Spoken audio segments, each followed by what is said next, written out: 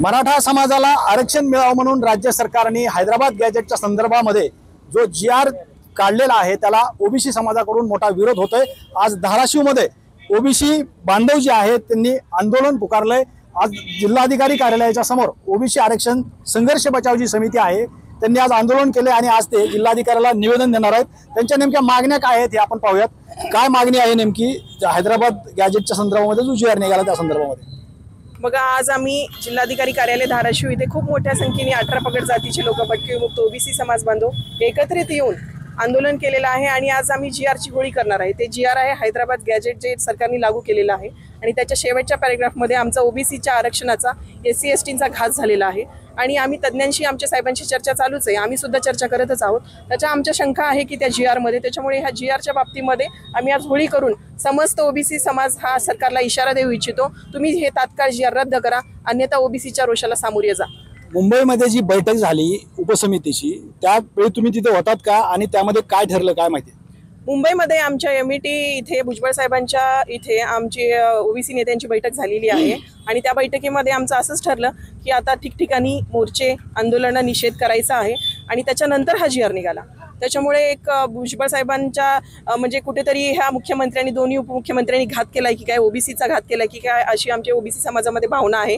त्याच्यामुळे साहेबांनी सांगितल्याप्रमाणे आम्ही ठिकठिकाणी आंदोलन उपोषणे करणारच आहोत आणि आज धाराशिवमध्ये करणार आहोत। आणि दुसरी एक गोष्ट साहेबांनी सांगितली आणि आम्ही सगळ्यांनी ठरवलेलं आहे की महाराष्ट्रभर ओबीसींना जागरूक करून आम्ही लवकरच मुंबईच्या दिशेने शिवाजी पार्क असेल, आझाद मैदान असेल, इथे महाएल्गार मोर्चा आम्ही करणार आहोत आणि सरकारला इशारा देणार आहोत। कारण जर सरकार यांना सांगून पण जर कळत नसेल की बाबा ओबीसींची बाजू, तुम्ही आतापर्यंत DNA म्हणला ओबीसींचा आणि DNA ह्या ओबीसीचा असताना सुद्धा त्याच्या पाठीत तुम्ही खंजीर खुपसला। आम्ही म्हणत नाही मराठा आरक्षणाच्या विरोधात आम्ही नाही, पण तुम्हाला SC BCचं वेगळं आरक्षण दिलंय, 10% EWS आरक्षण दिलंय, तरी पण तुम्हाला ओबीसी मधूनच काय पाहिजे? 27% ओबीसींचं जे आरक्षण आहे त्याच्यात ऑलरेडी 346 जाती आहेत, त्याच्यात पण तुम्हाला जर घुसखोरी करायची असेल आणि 58 लाख नोंदी कुणबी दिलेल्या आहेत ना तुम्हाला, त्याच्या विरोधात सुद्धा आणखी सरकारने काही भूमिका स्पष्ट केली? या विरोधामध्ये तुम्ही मोठं आंदोलन हे करणार आहे? 100% मुंबईमध्ये जसं त्यांचं भगवं वादळ दिसलं त्याच्या दुपटीने आमचं पिवळं वादळ दिसणार आहे। भुजबळ साहेबांनी फक्त हाक द्यावी, आम्ही फक्त भुजबळ साहेबांच्या एका इशाऱ्याची वाट बघतोय। कारण भुजबळ साहेब सांगतील तीच दिशा, सर्व पक्षामधले जेवढे पण ओबीसी असतील, सर्वसामान्य ओबीसी असतील, ते सगळेजण भुजबळ साहेबांचं ऐकतात। साहेबांनी फक्त एकदा आदेश द्यावा, आम्ही कानाकोपऱ्यातून गावगाड्यातून येऊन सरकारला बरोबर आम्ही धारेवर धरू। काय तुम्ही कशासाठी आज आले इथं? काय आमचं जी 58 लाख नोंदी आहेत ना ते कॅन्सल कराव्या। नाही, देवेंद्र फडणवीस स्वतः काय म्हणत होते, मी ओबीसीचा DNA आहे आणि आता ही सरकारच भाजपचं आलं ओबीसीमुळे।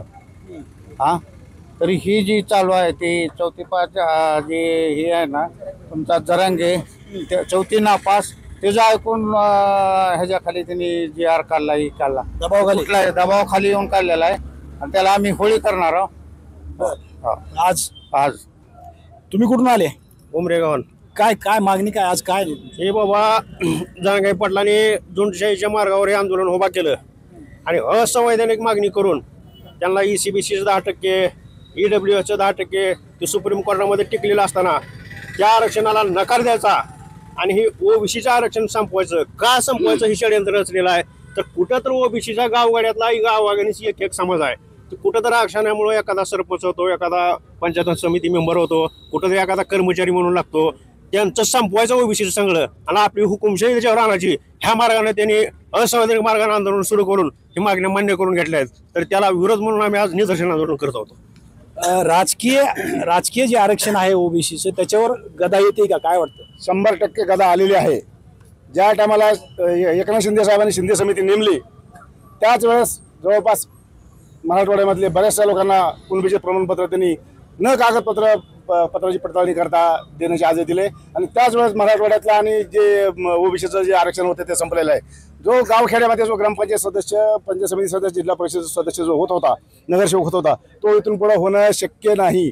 आणि यापूर्वीही अशाच पद्धतीचं आणि आता परत जे उर्वरित थोडं बहुत जे काही राहिलं होतं ते काल फडणवीस सरकारने ओबीसींचा घात करून जे GR काढलाय त्या GRचा आणि सरकारचा आम्ही जाहीर निषेध करतो। आणि जे राजकीय आरक्षण जरांगे पाटलाचा आता एकच उद्देश आहे, राजकीय आरक्षण यांचं कमी करून टाकायचं ओबीसीचं, बस एवढंच उद्देश आहे त्यांचा। काय वाटतं?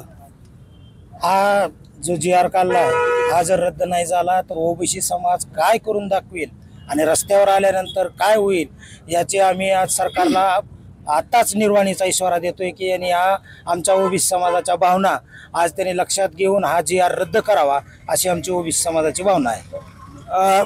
मला सांगा शेवटचा प्रश्न, ही जी GR काढलाय त्या GRच्या विरोधामध्ये याचिका दाखल होती याची काय माहिती आहे का?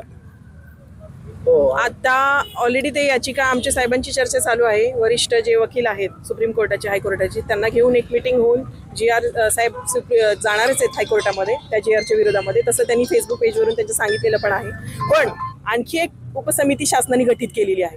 त्याच्यामध्ये बावनकुळे साहेब आहेत, पंकजाताई आहेत, भरणे मामा आहेत, गुलाबराव पाटील असे असंख्य 6 मंत्री आहेत. पण आम्हाला त्यांना सांगायचंय की हे जी शासनाची समिती आहे हे तुम्ही काय करणार आहात? सगळं जर भुजबळ साहेब करणार असतील तर ओबीसीचे नेते काय करतायत? यांनी कधी ओबीसीच्या आरक्षणावर कधी प्रश्न विचारला का?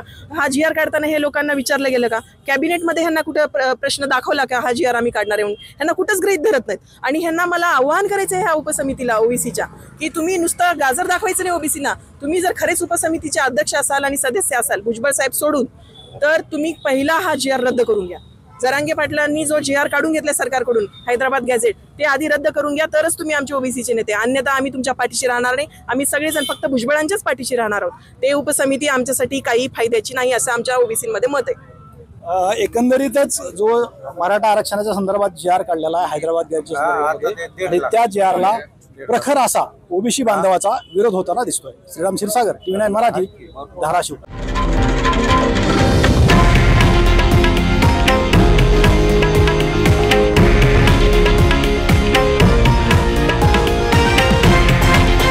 हे आहे देशातील नंबर 1 न्यूज नेटवर्क आणि आपण पाहत आहात TV9 मराठी, एकमेव.